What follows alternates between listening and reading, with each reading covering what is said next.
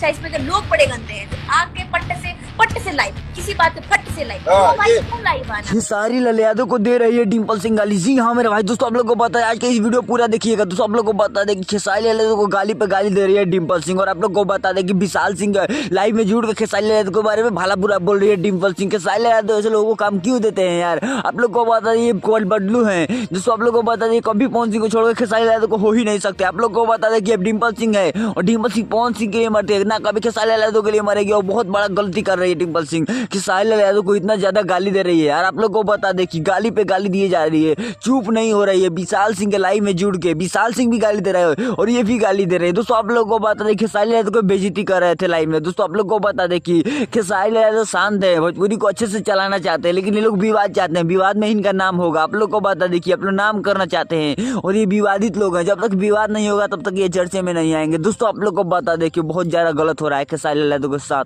और खेसारी लाल यादव के बारे में बहुत ज्यादा भला बुरा बोल रही है डिम्पल सिंह। और आप लोग को बता दें खेसारी लाल यादव आज के बाद इस डिम्पल सिंह को कभी काम नहीं देंगे। तो आप लोग को बता दें, आप लोग को क्या लगता है कमेंट करके जरूर बताइएगा। मिलते तो किसी नए वीडियो में किसी नए टॉपिक के साथ, तब तक के लिए बाय।